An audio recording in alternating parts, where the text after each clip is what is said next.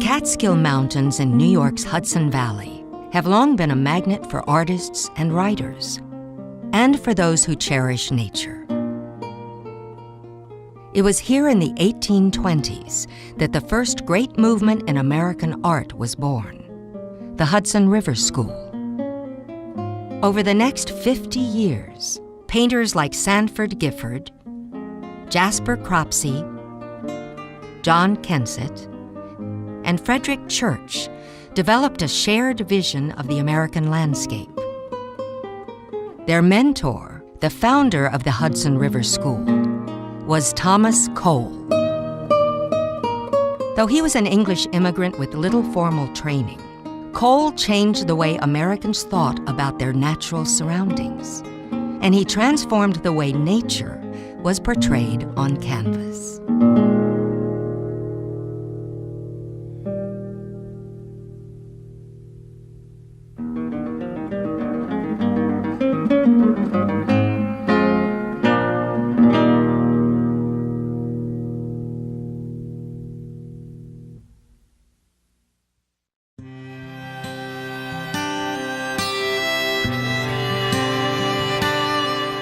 In the early 19th century, the United States was a new nation, still in the process of creating its own unique culture.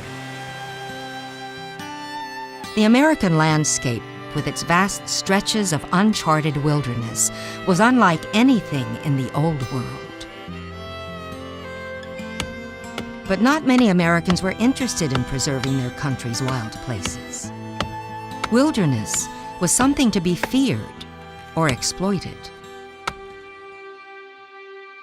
Yet there were some poets and writers who found inspiration in nature. The novels of James Fenimore Cooper, the poetry of William Cullen Bryant, and the stories of Washington Irving all celebrated the scenic beauty of the Hudson Valley. Together with Thomas Cole, they invented a new way of looking at America's landscape.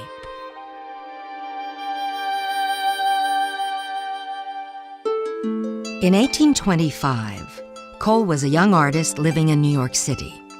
That summer, he traveled up the Hudson to spend a month in the Catskills hiking and sketching. Confronted with the grandeur of the wilderness, he would soon create a vision on canvas of the soul of this new land, untamed and filled with promise.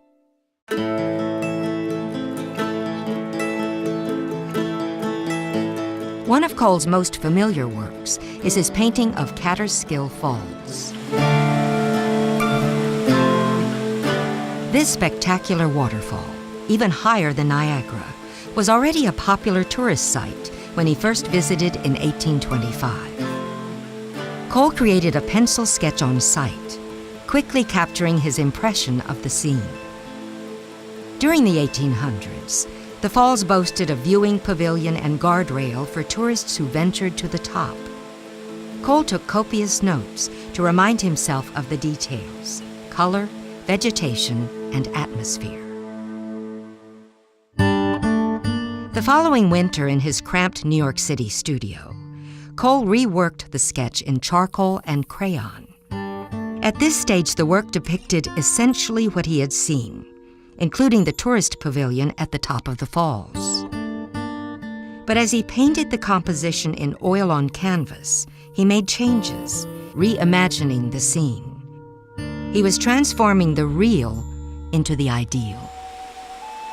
I never succeed in painting scenes, however beautiful, immediately upon returning from them. I must wait for time to draw a veil over the common details, the unessential parts, which shall leave the great features, whether the beautiful or the sublime, dominant in the mind.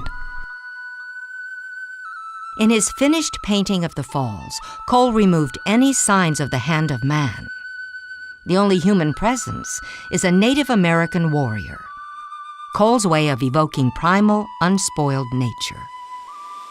By changing the scene on canvas, Cole was altering reality to seek a higher truth about the sanctity of the natural world.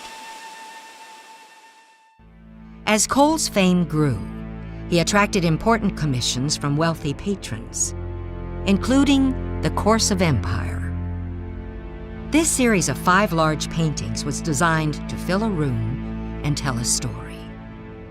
The work depicts a single location across centuries as a civilization evolves and declines. The philosophy of my subject is drawn from the history of the past, wherein we see how nations have risen from the savage state to that of power and glory, and then fallen and become extinct.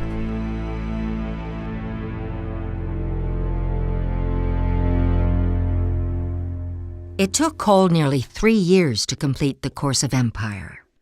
Much of that time he spent working in a rented studio space at Cedar Grove, the Catskill farm of John Alexander Thompson. And he soon fell in love with Thompson's niece, Maria Bartow. In 1836, Thomas and Maria were married in the West Parlor, and he moved into Cedar Grove's main house permanently. The porch of Cedar Grove provided daily inspiration, with its views toward picturesque Catskill Creek, and in the distance the summits of the Catskill Mountains. It was a scene Cole would paint many times over the years. Living and working at Cedar Grove, he worried that America's rapid expansion and industrial development would destroy the nation's scenery. He raised his voice and his pen in protest.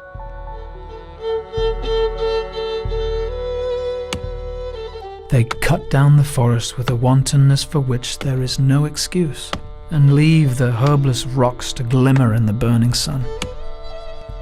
Even the view from the porch of Cedar Grove was changing. By 1836, a railway was being built through the valley, and Cole was angered by the loss of the forests along Catskill Creek. In one of his later paintings, he included a train, fallen trees, and a woodsman with his axe, symbols of the destruction of nature. Among the inhabitants of this village, he must be dull indeed who has not observed how within the last 10 years the beauty of its environs has been shorn away. Year by year, the groves that adorned the banks of the Catskill wasted away.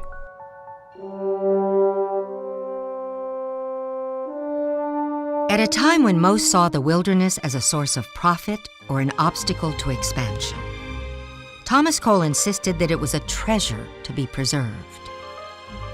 As a champion for the wilderness, Cole inspired generations of writers and artists.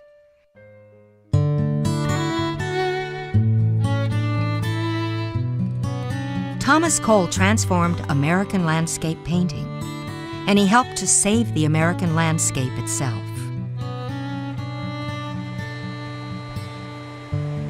Today, much of the scenery that he loved remains intact. You can see it just beyond the walls of his home in Catskill. The Hudson River School Art Trail will lead you to some of the very places that Cole painted.